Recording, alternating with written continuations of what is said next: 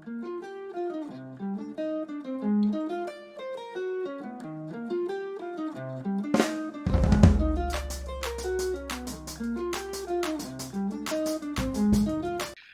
Luther Kruger here with the Big Blue Sun Museum of Solar Cooking based in Minneapolis, Minnesota.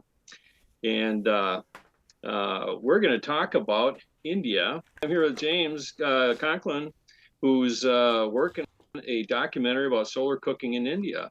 And where this hits home for me is I've interviewed a handful of people from India, and in my scouring of stories on solar cooking in India, they seem to have gone a lot further than us in the States, developing some really magnificent machines, solar cooking apparati. And so I think that's fantastic that you're doing this. And so the first question is, where in India mainly are you focusing? The focus is actually on a couple of people that are based in West India. One is in Gujarat and one is in Madhya Pradesh. So our friend Deepak Gadia, who I'm sure you've heard about constantly, is currently living at Muni Seva Ashram, which is more of a cancer research and development center, as well as a sustainability and environmental energy R&D place. Mm-hmm. So they have advanced biogas capturing facility from their 300 cows in several cow sheds that are treated very gently and organically. They're surrounded by farms that, of course, all contribute to the canteen and the kitchens within the cancer center. It's staffed by hundreds of locally trained nurses that come from the villages, as well as higher education centers and stuff. I mean, it's the whole place is deeply thought out and informed by so much. And it's centered around Deepak in this solar technology, in addition to the sort of science and doctoring that comes with this man named Dr. Vikram Bai, whose his name is Vikram Singh, actually. Bai means brother in Hindi, so everybody calls him brother. Vikram Bai, Deepak Bai. Sure. Wow. Okay. Well, and now the reason I connected is you're posting about having unearthed a video of one of the pioneers of getting stuff expanded. I mean, I don't know if he started a lot of solar cooking stuff, or if this fellow expanded on what was already there. Tell us how you got the video, any connection you have with this guy, and take it from there. Tell the story. So of the two people that we're tracking in our documentary, Deepak is one. He's a longtime businessman turned into social entrepreneur with this basis in institutional solar energy, really. And we'll explain more about that in a minute. The other person, though, is this woman, Janak Palta McGilligan, who early in her life, or when it came, married a man from Ireland who had come to India hoping to do more with his time and energy than just serve, whatever the landmaster was where he was working previously in Ireland. He was a land worker, I think. He might have been somewhere between a farmer and a laborer. So sort of handyman, as well as a budding engineer, with this interest in sustainability and sustainable energy. Found himself in India through a spiritual connection, the Baha'i faith. They have several centers internationally. One is a big place near Indore, India, I think, or maybe it's in Chandigarh. I forget. I got to get that straight. In any event, while this man is visiting the spiritual center, trying to check out what he can bring to India with his interest and passion, he runs into Janak McGilligan, who is also, or Janak Palta, who's a strong follower of this faith, as well as herself, let's say an environmental sustainability uber guru in training. Like, so her seeds were planted, his seeds are planted, they ran into each other. And then, long story short, though the story is so cute, he had to get, his visa was coming up and he had some challenges staying in India. So they just did the "Why don't you marry me" thing and stay here, which Janek's career already up to that point was iconic. She moved around in ways that women in India usually didn't. There are still sort of patriarchal structures, and there's a lot of dominance of male versus female, and folks are, in the background, whatever. Janek wouldn't have that since she was a teenager, and just sort of struck out, wanted to self-educate with the blessing of her parents. They're like, oh, well, our cool, strong girl wants to do this. Sure. And so when she ran into Jimmy, she was already herself on her way to something. And then they both realized this passion for environmental issues, for sustainability, at the same time that Jimmy himself was learning and training about how solar cooking can be more largely deployed.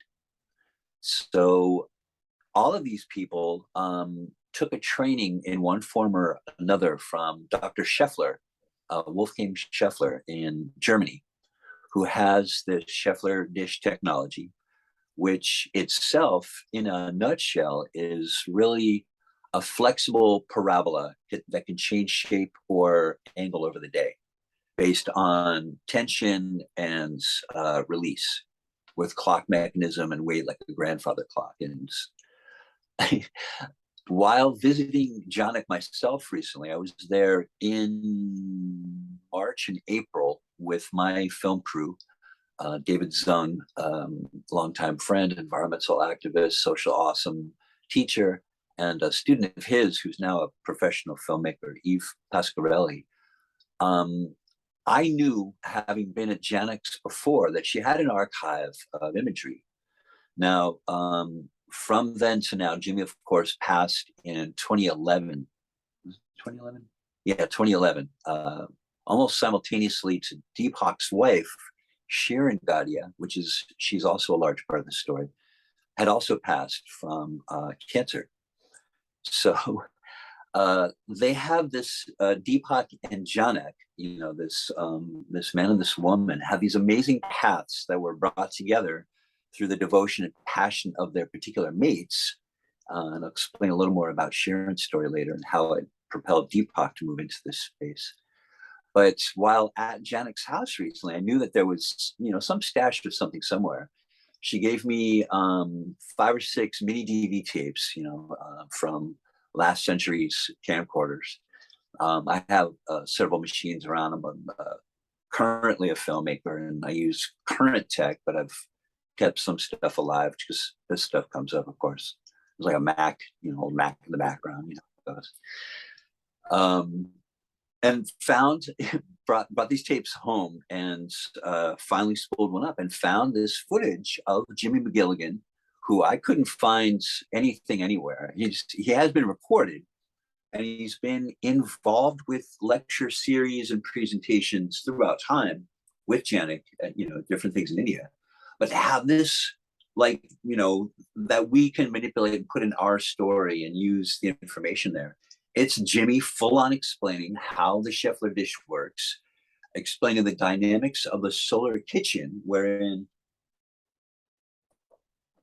the dish is angled to shine against a hole in a wall. And on the other side of that hole is a reflective element that goes to the bottom of a pot. So you can cook from inside with reflected light from outside, which is the whole solar kitchen gag. So in 2004, on this choppy footage, and thankfully there's enough tech now so I can res it up and get all HD and 4K about it.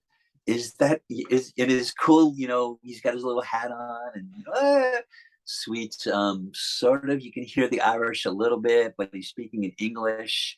I found one session where during a lecture, most assume that he never bothered to learn Hindi. So before the lecture starts, he says in Hindi, look, everybody assumes I don't speak in Hindi, but I'm going to go ahead and speak in English anyhow, just because, that's what everybody expects. And everybody starts laughing and, so just the story of these people and how they've come forward, embracing, educating, and sort of pushing the tech further had me hooked when I first met Deepak myself in 2009. So I continue to come back, and now we have enough information to make a good story, the story has been there all along, but now it's, it's a proper family, and their progeny are all over the world now spreading this tech. Portugal, parts of Africa, of course, Europe, South Asia, including Nepal, as well as India, onward and onward. And Australia is a big partner now too. They even have a presence, as I'm sure you know, with Celestino in Portugal. So it's pretty wild. It's a great family. What was the format? This wasn't like Betamax, was it? Was it regular VHS or VHS No, Plus? mini DV. It was in 640/480 NTSC, small square rectangle video, interlaced. So I also pulled it apart and put it back together, and it looks nice. I sort of res it up and did a comparison picture, and using the online software tool to res it up, it did the trick. It was pretty cool. Well, that's fantastic. Another reason it appeals to me is, as I probably mentioned, I collect solar cookers, and for the first 4 or 5 years, I didn't admit that I was a maniacal collector. I mean, I was really, and the kind of the holy grail for people that wanted to get cookers, whenever they saw the Sun Oven Villager, you have to have seen the Sun Oven Villager, right? It looks like a bigger than a 55-gallon drum, cut kind of in half with a glass sheet and then 4 reflectors on all sides. Comes on a trailer. Sun ovens, of course, they're just the regular box things that are more personal or family size. But this is, the claim to fame is up to maybe 50 loaves of bread at a time could get cooked in it. And that's when I totally went over the cliff, was when I saw that Facebook Marketplace. But the reason it appealed to me is I think there's probably so much more that could be done with what I'm starting to just call the community-sized cookers. So in these videos, it's from the framing I saw there, he's apparently like explaining the operation, or he's troubleshooting, fixing it, or getting it cranked up, or yeah, it's a full-on demo. He's explaining it to the camera as though they've never considered what solar cooking is. He does a nice sort of real man. So this is this, and that's that, and then we get the point of light. It shines here. So it itself is nice just to find this little piece of instruction, and it breaks it down pretty clearly. But I was looking at the timestamp, and when this was going on, actually, Alan Bigelow wasn't with me then yet, but he was part of this band. I was with a band called Circus Guy that was in Egypt playing solar-powered concerts at an olive farm outside of Cairo. So as I was looking at what they were doing, and then thinking in my head, I will not have met these people until years later, but these events were going on. We were out in the world, sort of figuring out or trying to put together what was there to make either a message, assemble something, or learn something. So for me, it was all new. We had a battery backed up PV based stage that was like in the middle of nowhere. And it was meant to be a showcase for an upcoming environmental science conference that they were going to put on in this olive farm. It was being co-produced by one of the members of the band that had informed the band with its environmental inquisition, as it were. So the seeds of using music to get into this were sort of already dropped for me then. Alan was part of this also, my friend Alan Bigelow, who we've spoken about. We later formed Solar Punch, which we'll talk about, of course, but like that was going on. So had I known, I didn't know I was going to get to India till years later in 2009, but like this was, so everything that seems unique and in your weird little island, you come to find out if you get a larger view, like it's just that we're not connected yet. So that's the other sweet part of, finally be able to do the story, is to show where these connections are. That to me is also everything. I'm mostly an artist and a storyteller. I've become an environmental activism through basically my skill set revealing to me that this is what I should do. I had a long time in professional broadcast animation, working for networks and movie studios. Very exciting work, getting paid to draw and motion graphics and stuff like that. But there's a shallowness to it at the end of the day. If you're just pushing someone else's ideas around, you don't have much inclusion on how a story's developed or whatever. And like I said, there's this storytelling part of me that comes out through music, it comes out through my art, it comes out through how I act. So that all of this stuff then lets me be that, but tell this story, that's ridiculous. So I don't even know if we're going to get to the why of it, but that is the why of it. Sure, sure. There's an opportunity to really dive in deep to what my skill set is and use it for good.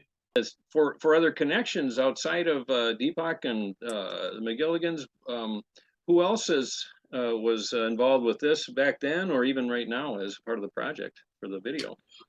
Um, a background character who is not, I wouldn't want to say he's uncomfortable being talked about, but just one of these connective types that early on, when Alan and I were moving into the space of Solar Punch and trying to figure out what to do with that, really good friend named Hemant Wadhwani turned out to be this like bizarre and mystical connective tissue that continues to bring us to people that might either overlap interests, might be a funding opportunity, could be an event opportunity, or just another person to know in the space who's exploring as we are. And when I say exploring that space, I mean solutions, looking for adaptable, practical things to do. In my case, currently, it's about waste and trying to figure out what to do with plastic garbage. But it still comes back to using solar energy as an application of the heat and energy I need to do the thing I'm doing. So Hemant is one in particular who's, just has this bizarre and beautiful Rolodex of contacts across both the Asian American spectrum. He himself is Asian American. He has heritage, I think, in Western India, via Mumbai, maybe. But people like him also, who I'm not sure who it's fair to name out loud, because a lot of folks do like to be quiet and Sure. work behind the scene. But then on the top of that, a person who to me is one of the largest parts of the family outside of the Germans who brought this tech to the Indians and has shared and all this kind of stuff, is our friend Martin Olthoff, who's a Zen Buddhist monk out of Netherlands. In 2013, Martin wanted to put together a solar trek in the Himalayas. He was curious to see if they can get it done using cookers, maybe heat boxes for retention overnight. Could we, run a trekking? And his trekking groups, those semi-spiritual, are also just sort of practical trail-based things, in mountains. So it also takes, the physical endurance to walk about, but then the planning. Okay, so if we bring a solar cooker up here, how the funkin' wagnalls do we do that? So quarters had to be trained, Sherpas had to be instructed about, what the needs were, and an ideal camping spot would include a flat plain with the sun and all this kind of stuff. So Martin, before this came together, and before he had contacted Solar Punch to join him and make this other point of contact, had worked with, I want to say it was USAID, but I think this was even before that, with both the Bhutanese and the Nepali governments to mitigate an overflow of refugees that had came to the Nepal border from Bhutan, persecuted or kicked out or whatever the deal is, culture, religion. So while they had started to develop these refugee camps on the Nepalese border, the local governments and environmental officials started to notice that the forest was being denuded So they were losing this like almost like strip on the border of Nepal of like vital forest. So um, probably coming at it both from a social services thing, but then also trying to be a, you know, an environmental solution finder. Martin was aware through previous contact of how effective solar cookers could be. So he had deployed over 3 years 8,000 solar dishes on the Nepalese border. There's a lot of information about this on the Solar Cookers International website. I think a profile or two. A lot of pictures and stuff too. It's stunning. You see all these people in their colorful get-ups bending over the cookers, like dozens and dozens per shot. So anyhow, this eventually it was effective enough that it gave enough fuel and energy to cook, like 100,000 meals a day or something through all of these cookers being coordinated and whatever. This went on, I think, until 2002 or 2003. And then slowly the refugees started to find placement or went back into Bhutan. So Martin already had this like vast, grand experience of using solar cooking in this condition that had a meaningful effect, save the forest, while also eliminating the smoke, while also eliminating all the vapors that are going to come as folks are bent over fires, whether they got a clean cook stove or not. There's stuff there. Smoke is smoke. So when he came to put together the solar trekking in 2013, he already understood the efficacy and the potency of it, and was just trying to figure out how to transmit the information so that a team could do it over the 9 days, I think, that we were up in the mountains doing this. So he eventually got in touch with Solar Punch via Deepak Gadia, who is always in the background, and I've been in touch with him since I first met him. I gave him a hug after I first met him, knowing that something had happened, like some transformative meeting. I was like, wow, there's something about this guy. He has since said the same thing about, he's like, James, and he talks very fast, as you probably see. James, I knew from everybody I talked to, you're the only one who said you didn't have a problem with how fast I talk. And I knew we'd be friends for a long time. Blah, blah, blah, blah, blah. So he's like one of the sweetest, deepest and clearest human beings I've met.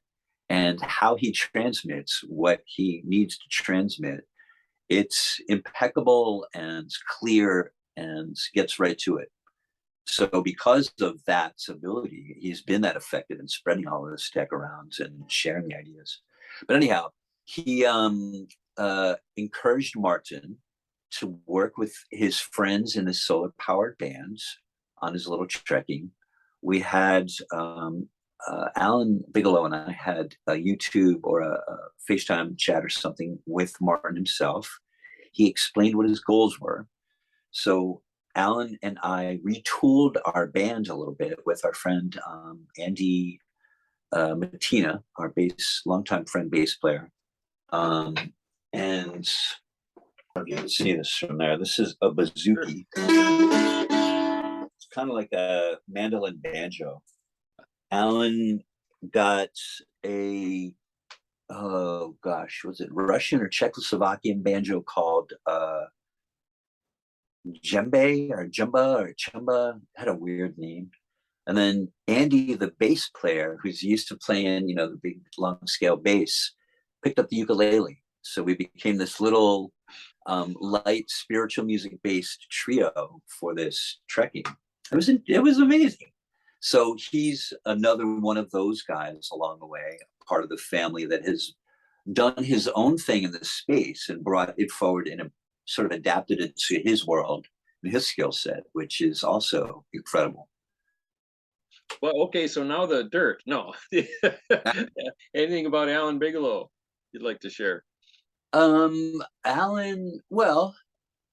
is one of the more pragmatic practitioners of solar cooking that I've met, in that he dove in when he got the bug. He dove in deep. He didn't just walk into the shallow end.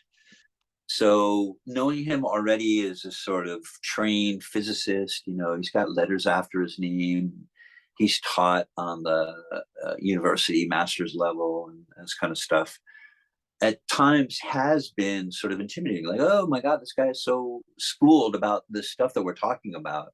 Whereas I usually have come to it as a layperson. Oh, well, it's this global warming, everybody. Let's play solar music. Whereas, he can articulate quite a bit more about it. He encouraged me because of my experiences rubbing up against him or working with him to later train myself. I went back into college recently and have schooled myself through Empire State University.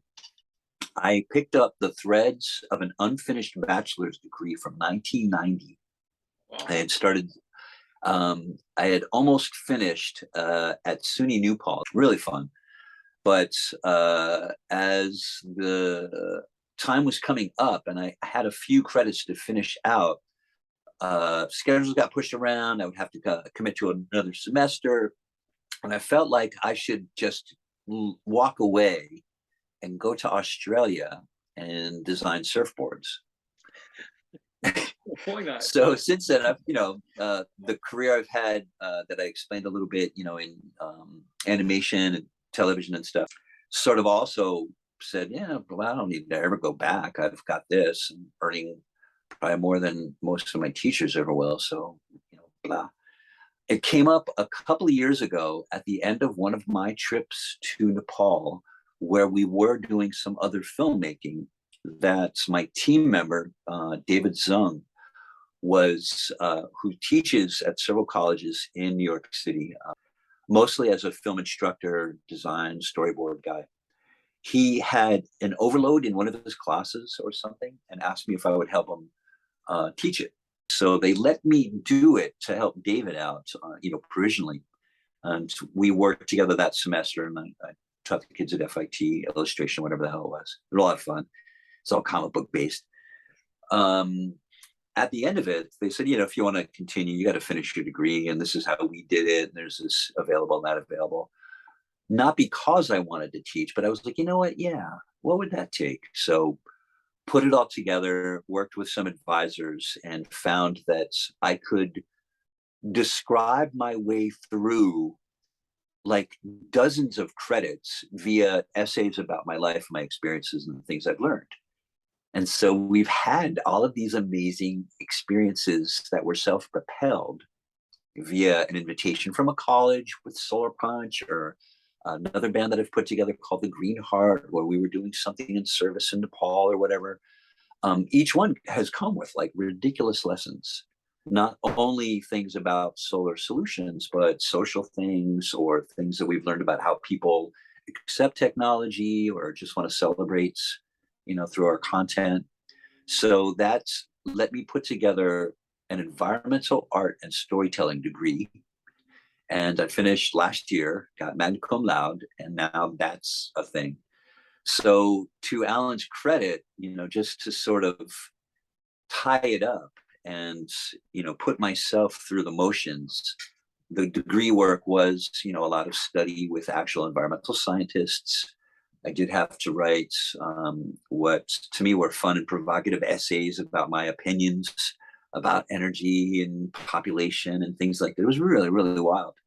I felt like it brought me up to a level where whatever I have just said about that, sometimes feeling like a boob next to the smart people, that sort of has been, I clean the window and I can see more clearly. That makes total sense. I remember thinking during my interview with him is how deep can we go? Are we going to get into master's territory where Right. I told him up front, I'm the guy who slept through 9th, 10th, 11th, 12th grade science classes. So, but no, he came through totally crystal clear, I felt. Well, and whenever I've interviewed people, I always tell them I got 3 questions. One is, how'd you get into solar cooking? And clearly you've got an incredible story there. And then kind of like the current state of solar cooking, maybe we can touch on that a little bit. But then And the most important one is how do we get the word out so people adopt it, actually make it part of their lives. And I think I'd like to start with that, just in case you need to be called away. But what from what you've learned from all the time you've been out there and talking to people who it isn't we those aren't just people on the ground. They've from concept to development to on the ground to expanding the whole field. What would you tell your average person that wants to use solar cooking to contribute to the greater cause? If it's a matter of exploring solar cooking and trying to understand where it fits, you have to find models. You have to find effective models that are already in place, that have already produced something that's tangible. So the repeated efforts of small groups to advocate small solar, which is usually an individual with a dish trying to, eliminate the use of oil or whatever the deal is only effective because of the available passion. It's not typically effective in view of how people live. And it's you hear the term ARDI a lot as an acronym for appropriate available rural technology integration.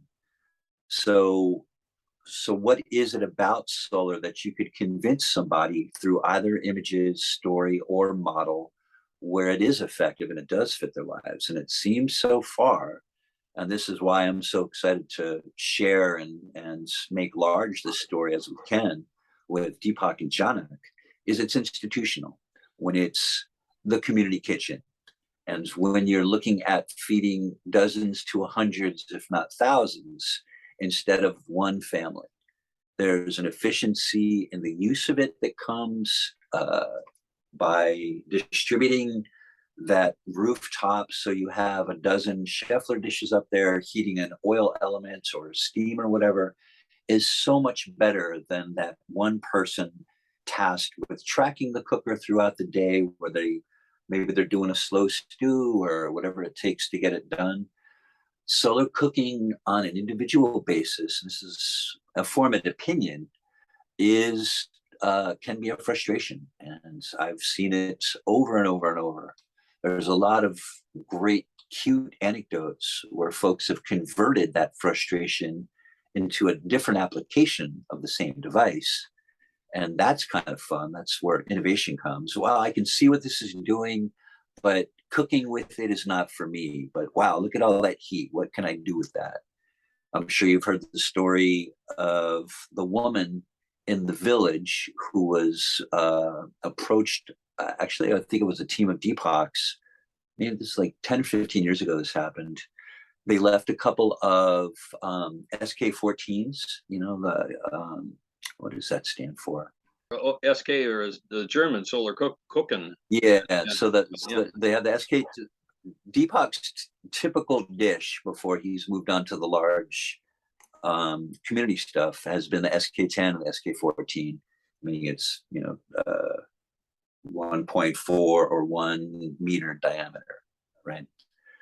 So they left a couple of these dishes in this village of mostly tribals, folks who didn't have access or there was no grid or whatever, as an alternative, because again, there's a lot of local forest that's being consumed for daily meals. Other folks, if they can afford it, they're buying their butane cylinder and trying to cook off of that for a month or two. So they had a successful demonstration. They showed the group of maybe 15, 20 people, including the women in the village, how to operate it. They spent the day with them, showed them different things that they could try cooking with it. And there was lots of smiles and blah, blah, blah. And then the team left. They did a follow-up months later. I want to say 6 months for the story of it. And as they looked around, they didn't see evidence really of any activity with the cooker. And it's disappointing, but what are you going to do? It's hard for folks to sometimes bring it forward and integrate it. And they noticed that the one woman in particular that they had had a successful dialogue with was sort of demurring in the background, like, maybe she didn't want to really get into it.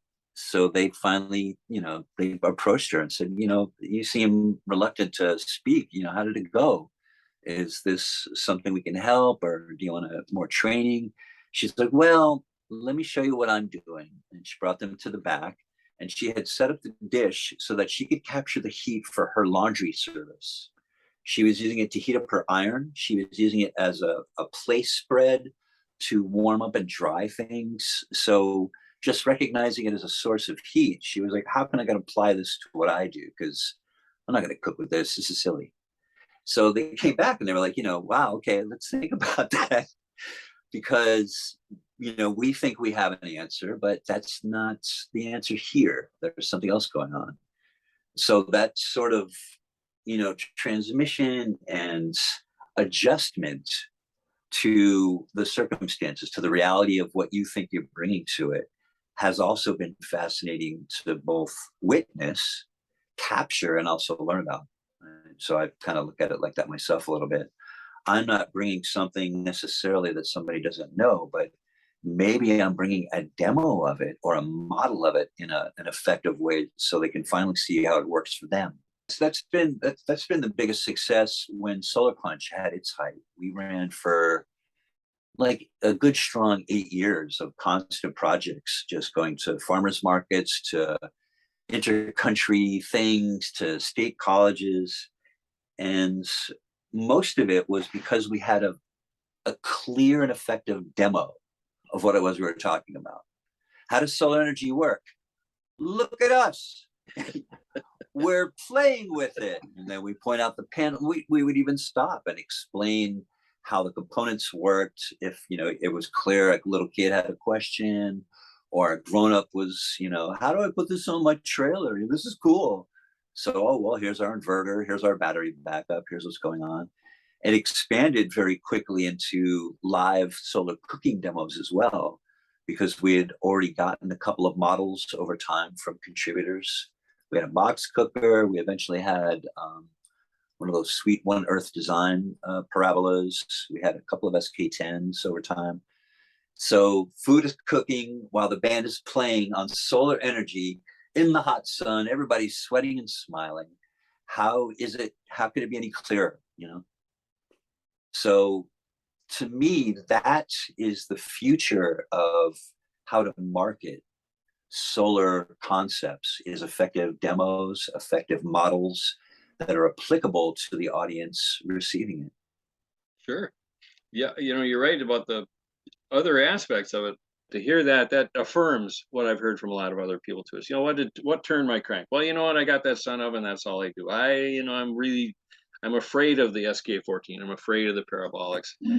Well, this is great. Did I see the timeline right for the documentary? January or sometime early next year already?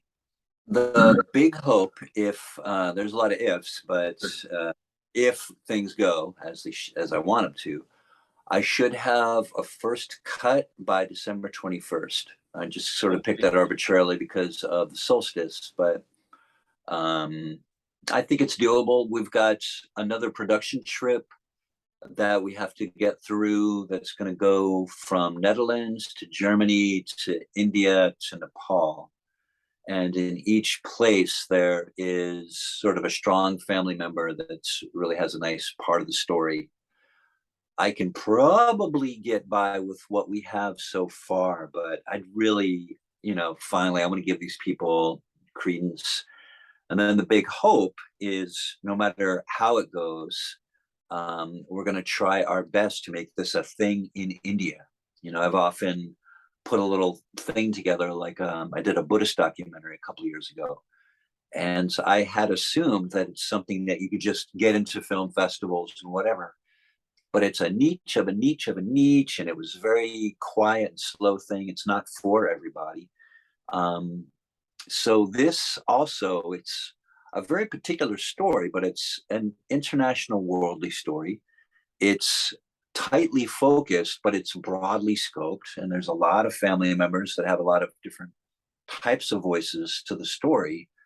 But it's also so to me, so timely, in that the balance of energy production right now in the world is ridiculous to the negative. It's frustrating.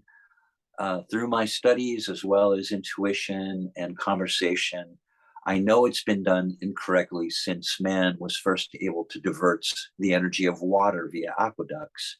But here we are. So it's crucial that people can just see this is effective, especially the people that can most quickly use it, take advantage of it. This is always going to be the lower tier, poor, disenfranchised, able to get access to this and that, stuck with the facilities, stuck with the water treatment plants, etc. So this is also fringe tech that anybody can put together. The beauty, maybe this will be the last thing that I'll sort of say, is in that 2004 video from this man, Jimmy McGilligan, he himself very squarely and clearly, though he's describing a big concept, says, look, the most important thing that I want to share with you is that anybody can put this together, and anybody should, and anybody has to, everybody, blah, blah, blah. So he was really emphasizing the availability, the accessibility, and the need to propagate this high and low, right? He himself, and I appreciate, I sort of claim Irish heritage myself, and I appreciate that an Irishman waded into India and said, I'm not here for me, let's have some fun and deal with the sun. So I like all that. Well, this is great. I really appreciate this. And it's Indiegogo that you're on, or GoFundMe? Yeah, I'm looking to bring some money in for the production through this Indiegogo campaign. Mhm. I think it's simply Indiegogo /Family of the Sun. And yeah, it's unlikely we're going to get what we're asking for, but any little bit's helpful. And fortunately, on that platform, you can take what you earn versus reaching your goal. So, Sure. Yeah, get the word out. I got into this because of Michael Bonke at the Console Foods Conference, with Celestino and all that. It's incredible. He's probably talked to 50 or 100 people involved with solar cooking, and then he's also does electric vehicles and alternative energy and stuff. Incredible archive. But the reason I really appreciate what he's doing and what you're doing is, when I got out of my undergraduate back in '85, one of the first things I realized was I didn't take a lot of history, and boy, did I regret it. That's a kind of a penance. I'm putting together what I can with this archive of people, at least in the States and a few internationally. And what you're doing is that on a scale that's just beyond what I've seen elsewhere. So anyway, so I'm celebrating this. I'm really so happy that we could talk and pull something together. So thanks. Sure. Well, now, I'm sorry. I got to point out one more thing, and this is Sure. how I say goodbye. Yeah. I don't know if you could tell from my backgrounds. There's sort of sci-fi culture stuff. Oh, yes. I like the spaceships. I like the Star Trek. I'm currently using waste plastic with a 3D printer to build a ton of models, and I just finished the new school Enterprise from the new show with the new people that are old or whatever. Sure. But, more to the point, part of the education materials and presentation stuff that I bring out, I did this with Solar Punch and all the other groups, is a large folio of photos that show the development of solar cooking devices over time. And I know what most of the stuff looks like, the Sure. sort of World's Fair stuff, and they were using this to run a press to make a newsletter. And at one point, one guy finally said, "Oh, how about a box inside of a box inside of a box?" Blah blah blah. Mm-hmm. One image that stirs most of the kids in terms of, and these are like ads from the 1900s where they're selling solar water heaters everywhere, mostly in the Midwest, interestingly. At the top of my book, I have a picture of Archimedes. I don't know if you could see this, who is using the reflective surface of his shield to act as a sort of laser beam to repel the incoming ships. Sure. So I don't know if this was ever effective, if this was ever actually done, but the idea is cataloged in history, that we can use the sun in these incredible ways, amplified and reflected and distorted. So that's something to think about. Sure. Well, Well, cool beans, man. It was very nice talking to you. Thank you so much for the time, Luther. all right. Well, thanks again, and we will be in touch. Cool. Have Okay. a great day. Yep. Good night. Cheers.